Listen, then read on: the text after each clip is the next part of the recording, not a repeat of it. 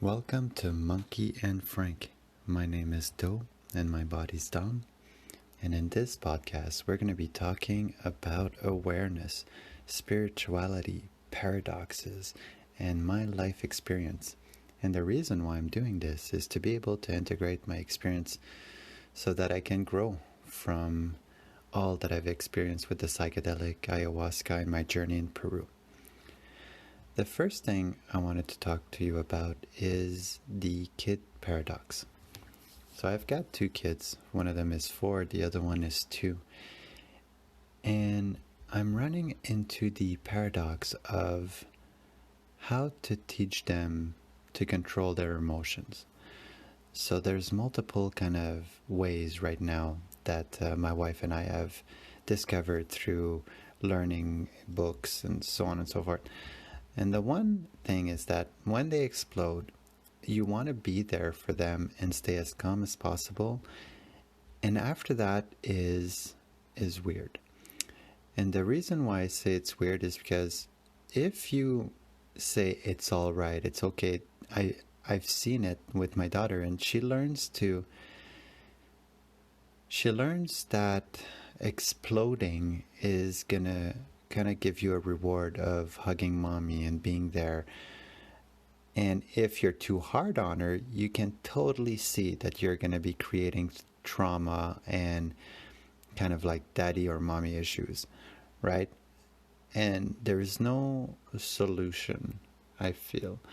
The more that I'm experiencing my daughter and my son and how they're behaving, when they explode over no reason, I find what works best is to let her know that her body right now is having an emotion and you need to be there for it. That, yeah, you're sad and that's okay, be sad, but don't scream at daddy. When you're sad, you come in the here and now and you breathe and you see what's bothering you.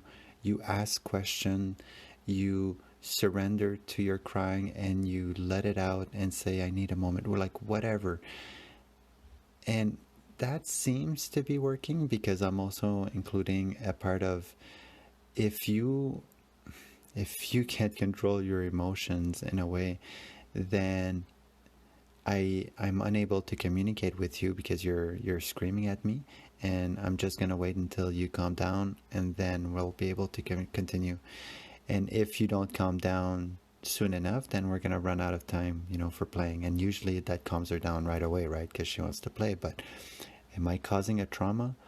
Am I not being there emotionally?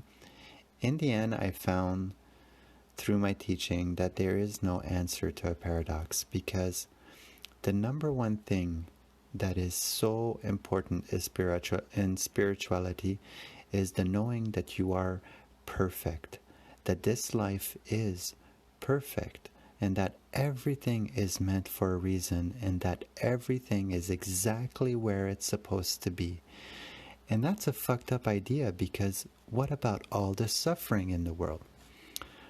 Well, let me tell you a little bit about my journey when I was young. I had a beautiful childhood as per society, where I was born and I had a sister that was 1 year older than me, very close together.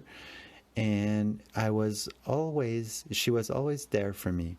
She was so there for me, and she was such a little princess, my older sister, that she would cry when we would go play outside and I would come back in, I'd be all dirty, full of mud, and she would just cry because I was all dirty. And when my mom would talk to me and I would answer, often she didn't understand, and she'd be like, what did you say? And my older sister would answer and be like, come on, mom, like, what don't you listen? Like, what don't you understand about this? And she would pull attitude. So I grew up very protected for the formidable years. And then after that, I was put in front of the TV with my older sister for kind of my growth. My parents' house was very, very, very clean. Everything was in order, and my mom had a short fuse, but she would always give in to everything that I ever wanted. As long as, like, if I would cry or if I would make any type of a little fuss, I would get what I want. And the only thing I needed to do was to have good grades and not to do any trouble. So I learned how to smile, how to get everything I want through manipulation and by being sweet. And because of my older sister and where we lived, I was fortunate enough, and I had lots of cousins as well in that village. I grew up very popular. I was not poor. I was not ugly. I thought I was ugly, but that's neither here and there. But I was not ugly, and I always had like girlfriends, and growing up, my mom would always make my older sister help me in my homework, which made me very dependent on other people. I always followed. I was always, you know, like I said, protected, which in turn made me the most anxious person in the world, because when you don't do anything for yourself and you don't walk towards discomfort at a young age and learn how to be in that soup of feelings that is life, from things that you see from scary movie to just shitty situation, from fights to things that scare you over and over. So the paradox of children is real for me, because I don't want to be a person that just does everything for her and give her just the comfort that she wants. I want to create a balance, and in order to create that balance, I have to create trauma in her.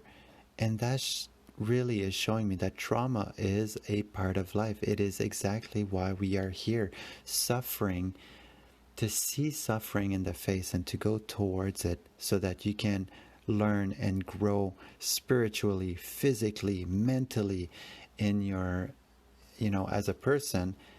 That's the point.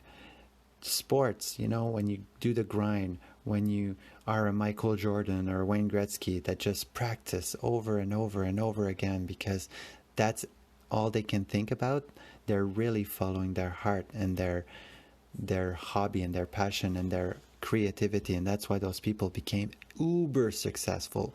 Uber. Just like Mike Tyson, he felt like he was born to fight. His first fight was a guy killed his pigeon and he just beat the shit out of him. And since that point, he knew that he could overpower and dominate and steal and just, it's a form of creativity, like it or not, even though the behavior was bad. He became great. Same with like the Joe Rogan of the world. They're here and now, and they understand that life is the way it is. Take another step, take a breath, and go towards discomfort. Martial arts, I would recommend that to anybody, because you get so humbled every single time.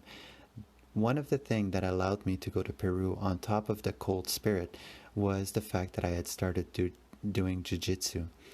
Jiu-jitsu is just such an incredible sport. Now, I was getting injured there and there because my body was not strong enough, but the confidence that it gave me was incredible.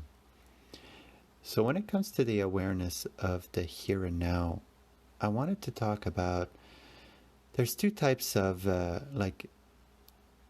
being, like right there, there's the external and there's the internal. Everything that goes inside of you, your feelings, your thoughts, your craziness, and then the exterior, which is everything that goes around you, your friends, your family, your news, your whatever. And I still have trouble with my cat. I have shame about that. When he comes and disturb me while I'm recording, I get upset. Where if he comes in, like, I had to learn this. I hated these cats a year ago. But when I came back from Peru and I did a few ceremonies, like I did a lot of ceremonies where I started to love myself more and more and more, I noticed that I was getting a lot more affection towards others and the cat. So it played a big part, self-love.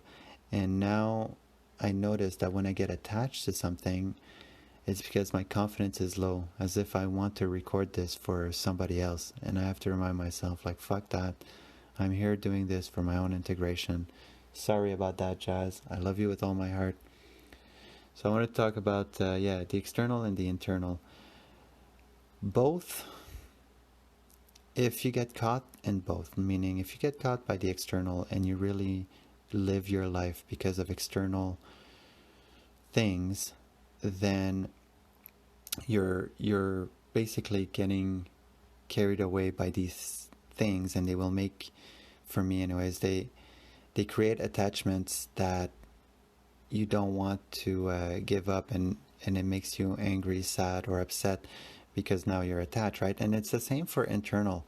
If you spend too much time in your misery and your depression, and you don't look at it in the awareness, just like if you're doing external stuff, you get lost, and it creates, again, attachments. And so that's why the here and now, the awareness of the here and now, is the only thing that is important. Because if you're too much in the past, or in your vision and inside yourself or whatever, if you turn your awareness to, I'm observing my feelings instead of being attached to my feelings, then there's a process that happens where you're just processing them and feel like emptying your tank, so that your anxiety goes away. And the same with the external.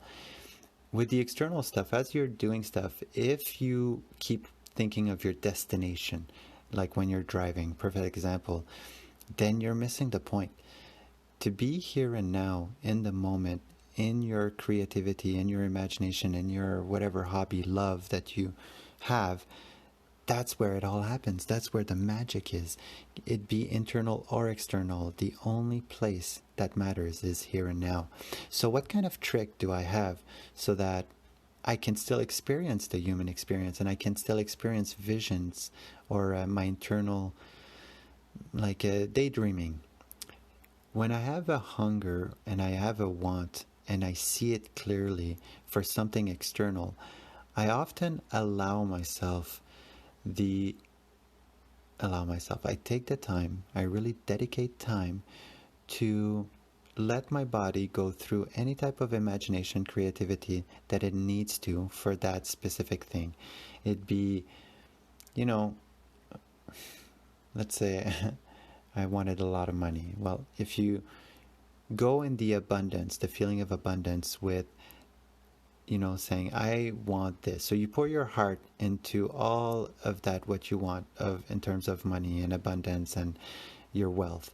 And you think of everything that you can have and everything that you want, and you allow yourself the freedom to really explore every single part of your hunger. And then after that, you take a deep breath and you let it go, and you come back to the here and now. The action of coming to the here and now and being aware of the spirituality behind it, something greater, yourself, it'd be the knowing that here and now is where their magic is, that will set your frequency to have abundance, because you allowed yourself to feel the frequency of abundance. You are now friends with it, and you let it go. Oh, that's so important. When I do any type of here and now work, and then I get caught with the future or the past, and I allow myself to, process it, when I let it go, I know that it's going to come back to me tenfold, because I let it go with love. I didn't let it go because I was pissed off. I didn't daydream about all of my wealth, and then I was like, fuck, I wish I had that, and then I went into the here and now and do something else. Fucking no. No, no, no, no, no. The contrary.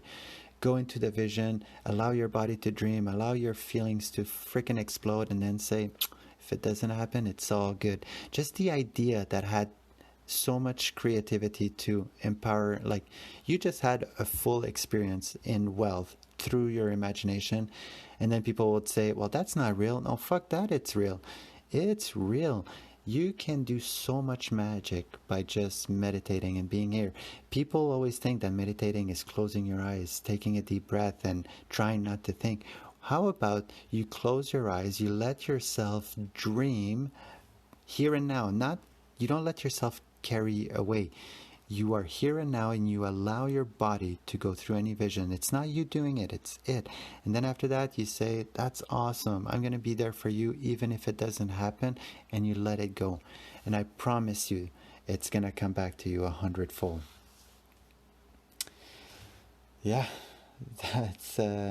it's awareness, and the here and now is seriously all that you need. And if you want practice, Do things like cold showers. Take 1 minute. Just go in the shower, do your normal hot shower thing, and then turn your shower full cold and try to hit every single part of your body. Don't do your head because you might pass out, but just do everywhere else.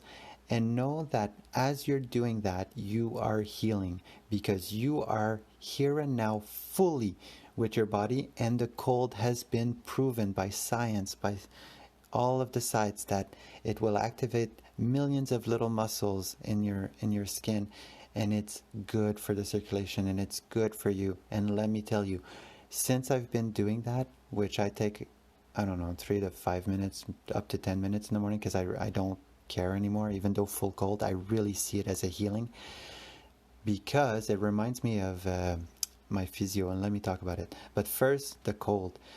When you go into the cold and you're here and you really went into the courage, and when you get out of there and say, whoa, I did it, I swear your body is going to be healed. So one of the reasons why I say the cold is so powerful is one, when I talk to it, it was insane. Like, it really doesn't care about any of us. It feels like a force that has been here forever, and it is merciless. Just like Wim Hof says, it's merciless, but the teachings are so great. Ask it anything. While you're in the cold, ask the cold any question, and you will get the truth. The goddamn honest truth. And it's beautiful. So I've been doing a lot of psychedelics and going to do dry needling at physio. So if you don't know what dry needling is and I didn't know what it was as well. I went to the physio because I wanted to gain flexibility. After Peru, I wanted to be able to sit in lotus position because I noticed that posture was something that cannabis kept drilling over and over inside of me. Every time that I would do cannabis ceremony and I would go downstairs and I would be doing the Wim Hof breathing, posture was everything. Exercise was everything to her. And it was crazy because before Peru, if I would take cannabis, I would just want to lay down on the couch, eat some potato chips, and do nothing. And now, after Peru, it's all about my body. She's teaching me about my body. So anyway, I start doing dry needling on my body at physio, which they just grab needles and they go in your muscles and they poke at it. And when they poke at it, the muscle just lets go. And basically, it feels crazy. And I've been doing that with magic mushroom. I've been taking magic mushroom and I've been going to physio to get poked with needles. And one of the biggest thing that I wanted to share, oh my God, is leaning into it.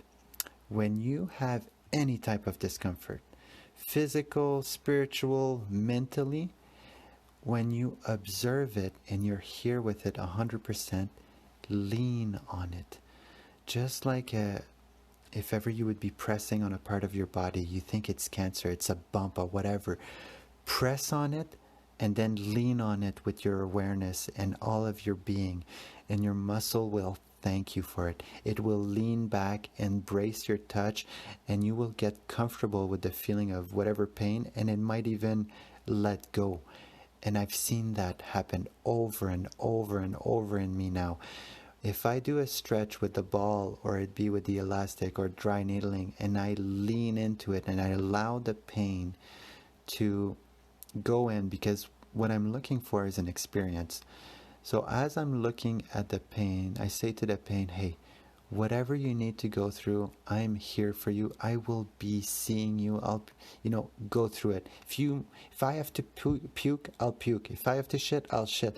Let me go through what I need to go through so that I can heal all of my traumas. Because I tell you, all of your mental and spiritual trauma go in your body and become a physical trauma. So there's two ways to attack this. If you go to the gym and you work out, you will be dealing with your mental trauma. You will be dealing with your spiritual trauma. Note, I had been trying to go to the gym and work out because I knew that before going to Peru, but because I didn't have the spiritual and the trust that there is a God, I figured, what's the fucking point, right? And now and but I knew that every time I worked out, I felt better. I just fucking knew it, and it pissed me off that I didn't want to work out more, or that my body didn't get the memo. And now after I keep saying and now after ayahuasca, it's natural now. Like it really is natural because I created the separation of my body, and I just want to take care of it. I just want to go and do dry needling and lean into my pain. It's amazing how I can just go over my foam roller for hours and just close my eyes and enjoy the process. Because as I'm doing anything with my body, I am not alone.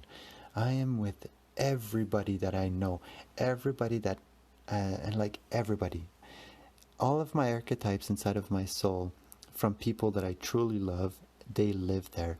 Their voice are exactly like, and the way they speak and their tone. And the more you explore that insanity inside of you, the more that those voices will become clear. Now, I don't want you to go all psycho and say like, you told me this and blah, blah. No, everything is a reflection of you. Every single thing, even your friends and your wife. So if they do something that pisses you off, it's because you're pissed off at yourself. If you see something ugly and you don't like it, seeing that ugly thing on them, it's because you wouldn't like seeing that ugly thing on you. And it means that you have something to let go.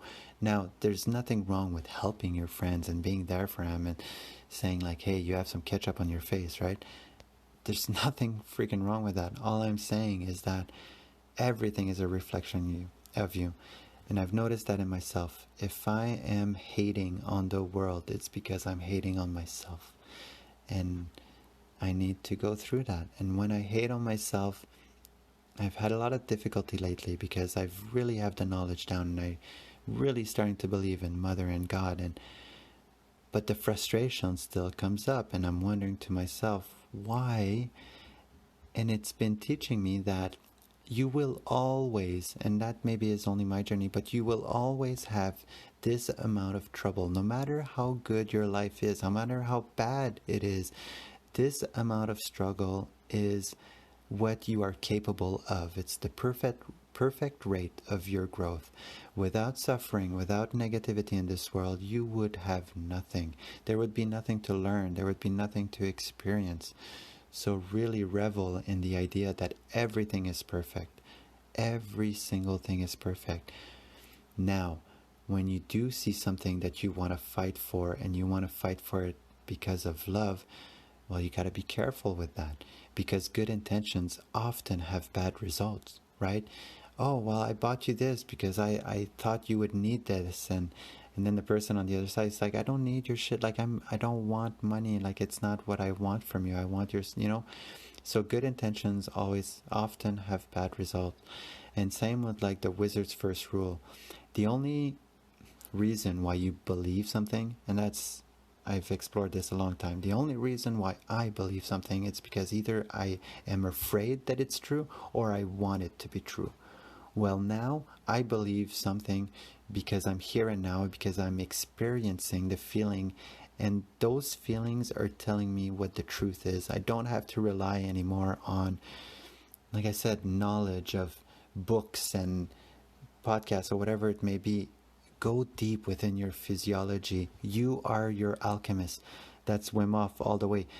Do some breath work, meaning just taking deep breaths in and keeping it at the top, and doing that 5-10 times in a row, to me is so much practice for the here and now. And it's so much practice on learning how to be there for your body, because the first thing it needs is oxygen. And the more oxygen you give it, it's been proven now in many old books that oxygen, breathing through the nose, letting out from the mouth, and then when you are ready to confront it and you have your breath in order, breathe in from the mouth and breathe out from the mouth. That's going to trigger adrenaline. It's going to do the Wim Hof breathing. And then you go towards your fear, your anxiety, your panic attacks, and you embrace them for what they are, which is not something that's bad. It's something, it's an extreme feeling because you're very empathetic. You have a lot of feelings for love and others, and you care. And the more you care, the more you carry those feelings on your shoulder. Now, they can be as heavy as a mountain or as light as a feather. If you see that the world is perfect, you can carry that like a feather, and it really becomes a protection and armor, and actually a feeling of bliss over your shoulders, wherever your anxiety is. My anxiety is on my shoulder, my neck, my stomach. And when I allow and I surrender and I think to myself, I'm seeing those feelings for a reason, because Mother, God, or whomever, body, I see you. Show me what you need to show me. Show me the trauma that I've created in my life so that I can let it go. Now, I wanted to talk as well about that. Are you the cause of your trauma? No. I really, really feel like the environment is the biggest thing. Just like my children, I have no choice. They will have trauma from me, from my wife, from their experience, and it's just the way it is. They are pure at heart. It's not like they're the one creating their trauma. It just is, which makes me think, meant to be. You know, all of the traumas that you've accumulated, those are your trauma. Those are your traumas, are basically just extreme feelings. And if you allow them to exist inside of you, your feelings can grow and grow and grow until you feel like a star. Like there's so much light inside of you, because just like Jesus, you know, he took all of the pain of the world, all the suffering, and he put it upon himself, and he forgave everybody because he knew that his Father, God's plan was perfect. And I can't imagine how he felt, but he must have felt like a freaking light, because carrying all of that suffering and transmuting it into something beautiful, something that you carry and you just see yourself in others, and therefore you are such a light for the other. Carrying so much darkness does not make you dark. It makes you light when you accept that traumas are extreme feelings that you can empower, use, grow, and be like a light, like a star internally. And that's my mission. My heart opening feels like that. My heart, as I'm here and now with my third eye in my heart feels like it's a sun. When I'm looking at somebody and my heart is wide open and I'm looking at them here and now, and I'm seeing truly myself in them, and everything that I hate, love, and I embrace it because it is perfect, it's insane. And people look at me and say, wow, you have got such a great energy. I hear that often. Oh, you have such a great energy. And it's painful. Jesus was in pain, or like, who am I to assume? But these extreme feelings are feelings, and then whatever judgment you assign to it, it'd be pain, bliss, extreme, whatever, or it's feeling times 1,000. It's ineffable, but the ineffability of it is incredible. I wouldn't change anything for the world. All of the traumas that I've accumulated, I feel so much blessing towards them. Thank you for this suffering. Thank you for this trauma. Now, you're not going to hear me say that often, or I did not say it often. I hope to say it more often. Fuck yeah. Monkey and Frank, guys. I'm going to end it right here. Monkey and Frank forever. We got this. Let's go towards suffering. Let's go towards fear. And let's grow. And let's become fucking warriors of honesty and purity. And really bring back, or even encourage, insanity towards a greater goal, a greater being. I encourage you to work out. I encourage you to go towards your fears, and to really, and if you need help, you give me a call, or you give a call to your mom or to your friends. There's always somebody there wanting to help you. I promise. I love you guys with all my heart. This was a freaking great episode, and I'll talk to you guys later. All right, see ya.